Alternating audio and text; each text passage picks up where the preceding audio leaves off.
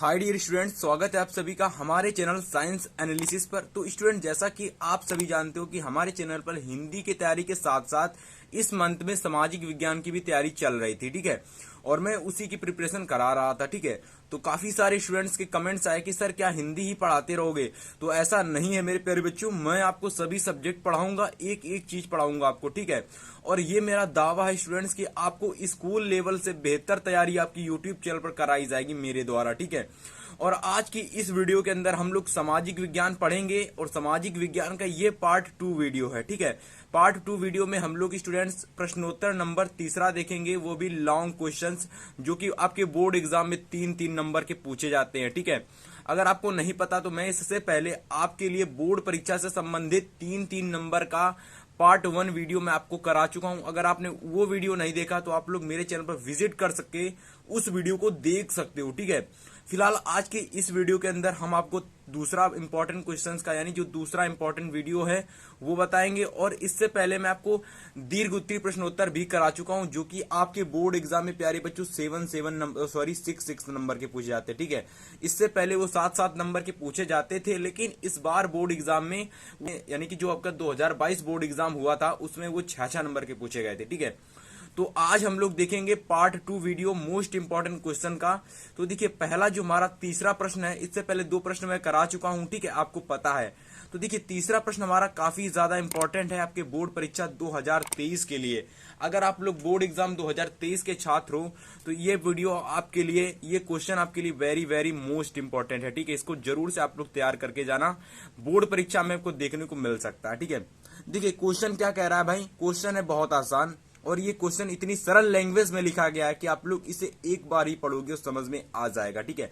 तो देखिए, लिखा हुआ है कि अनेक यूरोपीय देशों में पढ़े लिखे मध्य वर्ग के नेतृत्व में क्रांति 1848 ईस्वी में आरंभ हुई थी। यानी कि जो प्यारे बच्चों, जो 1848 ईस्वी में जो क्रांति आरंभ हुई थी वो किसके अधीन आरंभ हुई थी प्यारे बच्चों? पढ़े लिखे मध्य वर्गीय लोगों को, ठीक है। तो जो ये क्रांति आरंभ हुई थी ना, इसके कुछ उदाहरण थे जिसकी वजह से क्रांति आपकी आरंभ हुई थी।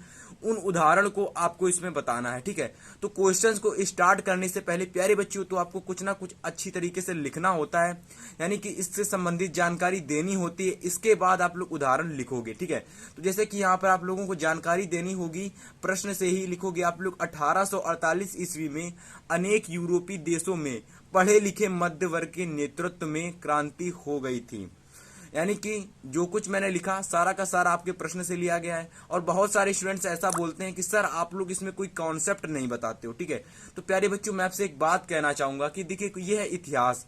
इतिहास में अगर आप लोग कॉन्सेप्ट सीखोगे ना, कॉन्सेप्ट, तो कभी जीवन में कोई चीज याद नहीं कर पाओगे। यहाँ पर केवल और केवल आपको कॉन्सेप्ट नहीं, ज्यादा से ज्यादा चीजों को पढ़ना पड़ेगा। जैसे कि ज्यादा से ज्यादा क्वेश्चंस को आपको पढ़ना पड़ेगा, तब जाके आपको पूरा का पूरा समझ में आएगा। अगर आप कॉन्सेप्ट समझोगे, चैप्टर वाइज चीजें समझोगे, तो आप लोगों को पता चलेगा कि हम चैप्टर तो पढ़ चुके हैं लेकिन हमें क्वेश्चन से संबंधित जानकारी, क्वेश्चन ही नहीं आ रहा है, ठीक है। तो मैं क्वेश्चन की प्रैक्टिस ज्यादा करवाता हूं बच्चों को, ठीक है। ऐसा मैं कोचिंग में भी करवाता हूं अपनी। तो देखिए, पहला जो प्रश्न है इसमें संबंधित हम लोगों ने यहां तक दे चुके थे कि 1848 ईस्वी में अनेक यूरोपीय देशों में पढ़े लिखे मध्य वर्ग के नेतृत्व में क्रांति हो गई थी। इस संदर्भ में निम्नलिखित उदाहरण हैं। कौन कौन से उदाहरण है प्यारे बच्चों? तो 3 उदाहरण है, ठीक है। कौन कौन से उदाहरण है? 3 उदाहरण। पहला उदाहरण देखते हैं प्यारे बच्चों, 1 मिनट। तो पहला उदाहरण हम लोग देखेंगे ब्रुसेल्स में विद्रोह, ठीक है। पहला उदाहरण है ब्रुसेल्स में विद्रोह। एंड दूसरा है हमारा फ्रांस में विद्रोह। तीसरा है यूनानी स्वतंत्रता, ठीक है। ये 3 ऐसे एग्जाम्पल हैं प्यारे बच्चों जिसके अधीन 1848 ईस्वी में क्रांति हुई थी, ठीक है। तो हम लोग चर्चा करेंगे प्यारे बच्चों ब्रुसेल्स में विद्रोह की, कि ब्रुसेल्स में विद्रोह हुआ तो उसमें क्या घटना घटी। तो देखिए, पॉइंट नंबर 1 डाल के आप लोग लिखेंगे कि ब्रुसेल्स में विद्रोह। किसमें? ब्रुसेल्स में विद्रोह। ये ब्रुसेल्स एक राज्य है प्यारे बच्चों, एक राज्य है। देखिए, ब्रुसेल्स क्या है? एक राज्य है, एक देश भी है, ठीक है। तो ब्रुसेल्स एक देश है। तो ब्रुसेल्स में विद्रोह के संबंधित क्या हुआ भैया? देखिए क्या लिखा हुआ, फ्रांस में होने वाले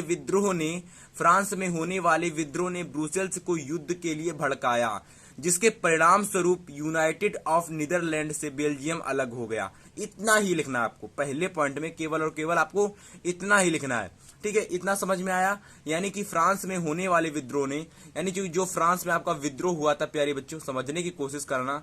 जो आपका फ्रांस में विद्रोह हुआ था, उसने किसको भड़काया था? फ्रांस में होने वाले विद्रोह ने भड़काया किसे था भाई? उसने भड़काया था ब्रुसेल्स को कि भाई तुम भी युद्ध करो। किससे युद्ध करो? अब ये नहीं बताया कि किससे युद्ध करो, केवल और केवल भड़काया।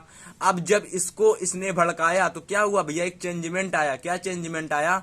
चेंजमेंट ये आया कि जो आपका यूनाइटेड ऑफ नीदरलैंड, जो आपका यूनाइटेड ऑफ नीदरलैंड था, वो बेल्जियम से क्या हो गया भाई? अलग हो गया। तो मैं यहाँ पर देखिए कुछ इस प्रकार से लिख रहा हूं, बेल्जियम क्या हो गया भाई? यूनाइटेड से अलग हो गया। ठीक है, बातें समझ में आई आपको? बातें समझ में आई आपको? कमेंट करके बताइए। बेल्जियम क्या हो गया? ब्रुसेल्स से अलग हो गया। तो फ्रांस ने क्या किया भैया? ब्रुसेल्स को भड़काया, और जैसे ही भड़काया तो उसके परिणाम स्वरूप जो आपका बेल्जियम था भैया, वो ब्रुसेल्स से आपका किससे अलग हो गया? यानी यूनाइटेड, कौन से? United of Netherland. ठीक है, किससे अलग हो गया? यूनाइटेड ऑफ नीदरलैंड से बेल्जियम अलग हो गया। तो ये बात थी ब्रुसेल्स के विद्रोह की। ठीक है, इसके बाद देखिए सेकंड पॉइंट क्या कह रहा है प्यारे बच्चों? सेकंड पॉइंट कह रहा है विद्रोह। किसमें विद्रोह? फ्रांस में विद्रोह। ठीक है, फ्रांस में विद्रोह का क्या घटना घटी, तो चलिए देखते हैं। तो देखिए, जितना मैं आपको करा रहा हूं ना, उसका स्क्रीनशॉट लेते चलना, क्योंकि अगर आप लोग पढ़ तो लेते हो, वीडियो देख तो लेते हो, लेकिन आप लोग क्या समझते नहीं हो, क्या नहीं समझते हो, आप लोग स्क्रीनशॉट नहीं लेते हो। ठीक है, अब देखिए प्यारे बच्चों, यहां से आपका जो सेकंड पॉइंट है विद्रोह, किसमें विद्रोह? फ्रांस में विद्रोह। तो यहां से मैं आपको ला रहा हूं फ्रांस में विद्रोह, आप लोग देखिएगा। हाँ, तो देखिए फ्रांस में विद्रोह, तो आप लोग हेडिंग डालिएगा फ्रांस में विद्रोह। तो फ्रांस में विद्रोह में क्या हुआ था? देखिए, फ्रांस में विद्रोह जुलाई 1830 ईस्वी में हुआ था। जुलाई 1830 ईस्वी में हुआ था, समझ में आया? जो फ्रांस में विद्रोह हुआ था वो जुलाई 1830 ईस्वी में हुआ था। इसे याद रखना, आपका ऑब्जेक्टिव में क्वेश्चन पूछा जा सकता है। ठीक है, अब देखिए इसी में आप लोग लिखोगे कि नेपोलियन के बाद बुर्बो राजा, जिन्हें रूढ़िवादी प्रतिक्रियाओं के बाद सत्ता में बहाल किया गया, यानी कि वापस लाया गया था, उसे उदारवादी क्रांतिकारियों ने भगा दिया, यानी उसे वापस भी लाया। फिर इसके बाद क्या हुआ भैया? जो क्रांतिकारी, जो यानी क्रांतिकारी थे ना, उन्होंने क्या उसे भगा दिया था? किसे? बुर्बो राजा को भगा दिया था। तथा इसके बाद इन स्थानों पर, किन स्थानों पर? अरे भैया, बुर्बो जैसे स्थानों पर, नेपोलियन जैसे स्थानों पर क्या हुआ? संवैधानिक राजतंत्र स्थापित किया गया, जिसका जो अध्यक्ष था वो लुई फिलिप था। इसका मतलब प्यारे बच्चों मैं आपको थोड़ा सा बताता हूं, यहां पर देखिएगा। जो आपका जुलाई में जो विद्रोह हुआ था, किस सन में हुआ था? 1830 ईस्वी में हुआ था। किसमें? सन 1830 ईस्वी में हुआ था। अब ये किसके? अब देखिए, ये जो फ्रांस में विद्रोह हुआ था 1830 ईस्वी में हुआ था ना, उसी समय क्या हुआ? नेपोलियन के बाद, देखिए यहां से समझिए, नेपोलियन के बाद बुर्बो राजा, जिन्हें रूढ़िवादी प्रतिक्रियाओं के द्वारा वापस लाया गया था, यानी बहाल किया गया था। ठीक है, इसके बाद क्रांतिकारियों ने उसे भगा दिया। तो यहाँ पर कौन भाई राजा? बुर्बो राजा। ठीक है, आप लोग ज्यादा कॉन्सेप्ट कहते रहते हो ना, तो समझिए कॉन्सेप्ट। यहाँ पर जो बुर्बो राजा था ना, आपका जो बुर्बो राजा, इसे क्या किया गया था? बहाल किया गया था, इसे वापस लाया गया था। क्या किया गया था? बहाल किया गया था, बहाल। ठीक है, इसे इसको क्या किया गया था? बहाल किया गया था, यानी वापस लाया गया था। लेकिन क्या हुआ भैया? क्या हुआ? जो क्रांतिकारी थे ना, आपके जो क्रांतिकारी, समझने की कोशिश करना, जो आपके क्रांतिकारी थे, उन्होंने क्या इसको भैया भगा दिया। ये जाओ, तुम कुछ नहीं कर पा रहे हो, मैं तुम्हें भगा देता हूं। तो क्रांतिकारियों ने प्यारे बच्चों इसे क्या किया? इस राजा को वापस क्या किया भैया? भगा दिया। क्या किया? इसे भगा दिया। तो इस समय इस जो भगा देने के बाद देखिए क्या हुआ था, यहाँ पर लिखा हुआ है कि भगा दिया, तथा इसके बाद स्थानों पर संवैधानिक राजतंत्र स्थापित किया गया। उसका अध्यक्ष लुई फिलिप था, यानी कि इसके भगा देने के बाद संवैधानिक राजतंत्र स्थापित किया गया। इसके भगा देने के बाद प्यारे बच्चों क्या हुआ कि संवैधानिक राजतंत्र क्या भैया? स्थापित किया गया। ठीक है, संवैधानिक राजतंत्र स्थापित किया गया। समझ में आई बातें? और उसी समय उसका जो अध्यक्ष था वो कौन था भैया? उसका जो अध्यक्ष था, यानी इसका जो अध्यक्ष था कौन था? लुई फिलिप था अध्यक्ष। ठीक है, लुई फिलिप। तो देखिए मेरी बातें आपको आप समझ में आ रही हो ना? मेरी बातें, ये लुई फिलिप लिखा हुआ है, तो लुई फिलिप अध्यक्ष था। ठीक है, तो अगर आपको इतना कॉन्सेप्ट समझ में आया हो ना, यानी कि 1830 ईस्वी में क्या हुआ था? जुलाई 1830 ईस्वी में फ्रांस का विद्रोह हुआ था, और उसमें बुर्बो राजा क्या था? उसमें बुर्बो राजा था, क्या था वहां पर? बुर्बो राजा वहां क्या था भाई? नेपोलियन के बाद बुर्बो राजा, जिन्हें रूढ़िवादियों ने क्या किया था? भगा दिया था। क्रांतिकारियों ने उसे क्या नहीं, रूढ़िवादियों ने उसे बहाल किया, लेकिन क्रांतिकारियों ने उसे भगा दिया। फिर क्या हुआ? जब भगा देने के बाद संवैधानिक राजतंत्र की स्थापना हुई, इसके बाद लुई फिलिप वहां का अध्यक्ष बना। तो ये छोटी सी बात आपको किसमें? विद्रोह के, फ्रांस के विद्रोह में याद रखनी। अगर आप इतना याद रखोगे तो आप लोग इसे याद कर लोगे। ठीक है, अब इसके बाद सेकंड नहीं, थर्ड पॉइंट आप लोग लिखना है यूनानी स्वतंत्रता। देखिए यूनानी स्वतंत्रता भी ऐसा ही कुछ इंपॉर्टेंट टॉपिक है जिसको अगर आपने समझ लिया तो इसको भी अपने मन से आप लिख सकते हो, ठीक है। तो यहाँ देखिए थोड़ा सा जोर आपको करना पड़ेगा, मैं आपको समझाता चलूंगा, ठीक है। यहाँ से लिखते लिखते मैं आपको समझाता भी चलूंगा। देखिए यूनानी यानी यूनान 15वीं शताब्दी से ही ऑटोमन साम्राज्य का एक भाग था। भाई यूनान जो था 15वीं शताब्दी, याद रखना 15वीं शताब्दी से ही ऑटोमन साम्राज्य का एक क्या था भाई, राज्य था या फिर साम्राज्य था। यूरोप में हो रहे क्रांतिकारी राष्ट्रवाद की प्रगति ने यूनानियों को भी स्वतंत्रता के लिए संघर्ष करने पर विवश कर दिया।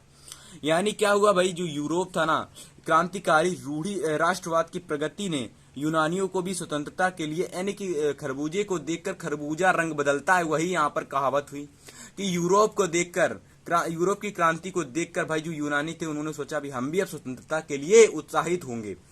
ऐसा उन्होंने मन बनाया, स्वतंत्रता के लिए संघर्ष के लिए उन्हें विवश कर दिया था, यानी कि मन बना लिया था। देखो यहाँ जो आपको लिखा है शायद आपको ये ना समझ में आए, लेकिन जो मैं बोल रहा हूँ वो आपको समझ में आना चाहिए।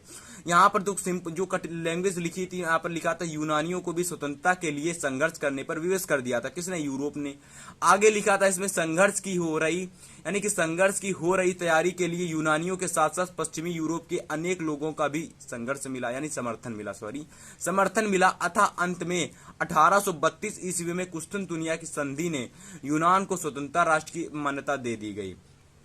यहाँ पर क्या कहा गया भाई, यहाँ पर जो कुछ कहा गया ना, जो कुछ भी कहा गया है इतना समझ लेना कि यहाँ पर जो कुछ कहा गया इतना समझ लेना कि जो कुछ मैं आपको बताऊंगा वो आपको समझना है। देखिए ऑटोमन साम्राज्य का एक भाग था कौन? आपका यूनान 15वीं शताब्दी में। और इसने क्या किया था, जो यूनान था ये किससे उत्साहित हुआ था? यूरोप से। भाई यूरोप वालों ने क्या किया, यूनान को विवश कर दिया। किसके लिए? क्रांतिकारी, किससे? स्वतंत्रता की क्रांति के लिए। इसके बाद थर्ड पॉइंट में आप लोग इस प्रकार समझ सकते हो कि हो रही संघर्ष की तैयारी के लिए यूनानियों के साथ साथ पश्चिमी यूरोप के लोगों ने भी उसका समर्थन किया। पश्चिमी यूरोप के लोगों ने किसका समर्थन किया भैया? किसका समर्थन किया? यूनानियों का समर्थन किया। बातें समझ में आई। इसके बाद अतः अंत में 1832 ईस्वी में, ये पॉइंट बहुत ज्यादा इंपॉर्टेंट है, 1832 ईस्वी में कुस्तुनतुनिया की संधि ने यूनान को स्वतंत्रता राष्ट्र की मान्यता दे दी। अंत में भैया, अंत परंते चलते चलते 1832 ईस्वी में कुस्तुनतुनिया की संधि ने यूनान को क्या की? स्वतंत्रता दे ही दी भैया। चलिए दे ही दी, स्वतंत्रता दे ही दी। तो इस प्रकार से प्यारे बच्चों मैंने आपको टोटल 3 पॉइंट्स बताए आपके पहले क्वेश्चंस में। जो आपका पहला प्रश्न था ना, पहला प्रश्न आपका कौन सा था कि अनेक यूरोपीय देशों में जो पॉइंट था उसमें 3 पॉइंट आपको पढ़ने थे, 1 2 3। इन तीनों को मैंने डिटेल में समझा दिया आपको। आप चाहो तो इसका स्क्रीनशॉट भी ले सकते हो, शुरुआत से मैंने पढ़ाया वहां से ले सकते हो स्क्रीनशॉट, ठीक है। चलिए अब हम लोग देखेंगे क्वेश्चन नंबर 4। आइए प्यारे छात्रों क्वेश्चन नंबर 4 देखते हैं, ठीक है। क्वेश्चन नंबर 4 बहुत ज्यादा इंपॉर्टेंट है आपके लिए, इसको जरूर तैयार करके जाना आप लोग बोर्ड परीक्षा में, क्योंकि ये प्रश्न आपसे बोर्ड परीक्षा में लगभग 2 से 3 बार में पूछा गया, यानी कि 3 बार ये प्रश्न आपसे लगभग 3 साल लगातार ये प्रश्न पूछा गया 2020, 2019, 2018 में, ठीक है। तो आप लोगों के लिए बोर्ड एग्जाम 2022 यानी 23 वालों के लिए बहुत ज्यादा इंपॉर्टेंट है। अगर आप लोग 2023 बोर्ड एग्जाम देने वाले हो तो इस प्रश्न को तो जरूर से तैयार करके जाना, ठीक है। देखिए क्वेश्चन क्या कह रहा है, क्वेश्चन कह रहा है मारियाना और जर्मेनिया कौन थे जिस तरह उन्हें चित्रित किया गया उसका महत्व बताइए, ठीक है। अब देखिए मैं आपको एक चीज बता दे रहा हूँ, जो ये आपका मारियाना है ना, ये एक लैंग्वेज है, और एक जर्मेनिया ये एक नारी रूपक है, ठीक है। अभी मैं आपको बताऊंगा कि नारी रूपक होता क्या है, ठीक है। अब ये मारियाना क्या है, तो मारियाना एक लैंग्वेज है प्यारे बच्चों, लैंग्वेज जिसको जैसे कि कोई भी लैंग्वेज होती है ना, तो लैंग्वेज को चित्रित किया जाता है बहुत ही अच्छी तरीके से अपनी मातृभाषा बनाकर, ठीक है। तो वैसे ही मारियाना एक लैंग्वेज है और जर्मेनिया एक नारी रूपक है, दोनों में डिफरेंस है। इसलिए ये प्रश्न बहुत ज्यादा इंपॉर्टेंट है आपके लिए, एनसीईआरटी का प्रश्न है। अगर आप एनसीईआरटी खोल के देखोगे तो आपको ये प्रश्न देखने को मिलेगा। बहुत ज्यादा इंपॉर्टेंट क्वेश्चन आपके लिए ये 2023 बोर्ड एग्जाम के लिए। तो क्वेश्चन को सबसे पहले समझेंगे मारियाना क्या है, ठीक है। तो देखिए हेडिंग डालिएगा आप लोग मारियाना, ठीक है। देखिए मारियाना में आप लोग समझो मारियाना आखिर में है क्या। तो देखिए मारियाना एक ईसाई लोकप्रिय नाम है। भाई क्या है, इस मारियाना एक ईसाई लोकप्रिय नाम है जिसे जन राष्ट्र की शोभा के लिए नारी रूपक के रूप में चित्रित किया गया। किसके रूप में चित्रित किया गया भाई? नारी रूप में चित्रित किया गया। किसकी शोभा के लिए? राष्ट्र की शोभा के लिए नारी रूप में चित्रित किया गया। इसी में एक लाइन छोड़ के लिखोगे बच्चों कि फ्रांस ने अपने स्वतंत्रता को नारी प्रतीक के रूप में नाम दिया था। यानी फ्रांस ने अपने स्वतंत्रता को नारी प्रतीक के रूप में नाम दिया। ये जो आपका मरियाना था ना, इसी को उन्होंने स्वतंत्रता के रूप में नारी प्रतीक बताया। किसने भाई, किसने बताया? तो भाई मरियाना को बताया, ठीक है, ईसाई लोगों ने, ठीक है। इसी में प्यारे बच्चों आप लोग एक लाइन छोड़कर लिखोगे फिर से कि मारियाना की प्रतिमाएं सार्वजनिक स्थानों पर लगाई गई ताकि जनता का राष्ट्रीय एकता एवं प्रतीक स्मरण बना रहे। आगे फिर से आप लोग एक लाइन छोड़कर लिखोगे कि मारियाना के चित्र को सिक्कों व टिकटों पर लगाया गया। इसको इसलिए लगाया गया ताकि वहां की जनता जान सके भाई कि मारियाना कौन थे, कि मारियाना कौन थी, किसका ये रूप, किसकी प्रतीक थी, ठीक है। तो इसलिए क्या किया गया, सिक्कों को यानी सिक्कों पर और टिकटों पर उनको चित्रित किया गया। उनकी फोटो, मारियाना की फोटो सिक्कों पर लगाएगी प्यारे बच्चों और टिकटों पर लगाएगी, ठीक है।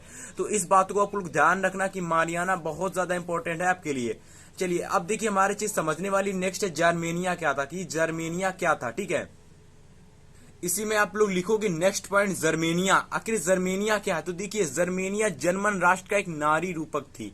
तो मैंने आपको बताया था कि जर्मेनिया क्या थी, एक स्त्री थी। जर्मेनिया क्या थी प्यारे बच्चों, एक स्त्री थी। जर्मेनिया क्या थी, एक स्त्री। तो समझिए जर्मेनिया जर्मन राष्ट्र की नारी रूपक थी जो प्रत्यक्ष साक्ष्य अभिव्यक्ति के लिए वलूत वृक्ष के पत्तों का मुकुट पहनती थी। इतना समझ में आया, इतना समझ में आया ना। तो आगे देखिए लिखोगे जिसे जर्मन वीरता का प्रतीक माना जाता था। जर्मेनिया के हाथ में जो तलवार दी गई थी उसे जर्मन तलवार कहते हैं जो जर्मन राइन की रक्षा करती है। इसको केवल और तीन बातों में आप समझो। कैसे? जर्मेनिया कौन था? जर्मेनिया की स्त्री थी। अब भाई जर्मेनिया उसे नाम क्यों दिया गया? क्योंकि उसे जर्मेनिया क्यों नाम दिया गया? तो क्योंकि किसी का भी नाम दिया जा सकता है, यहाँ पर हमें नाम से कोई मतलब नहीं है, यहाँ पे स्त्री है।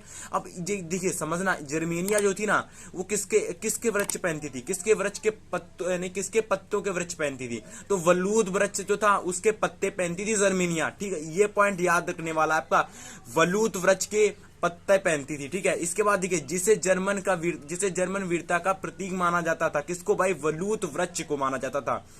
जर्मेनिया के हाथ में जो तलवार रहती थी बच्चों उसे जर्मन तलवार कहते थे, और जर्मन जो तलवार जर्मन राइन से रक्षा करती थी, ठीक है। तो ये पॉइंट आपको याद रखना है, काफी ज्यादा इंपॉर्टेंट है दोनों पॉइंट, जर्मेनिया और मारियाना।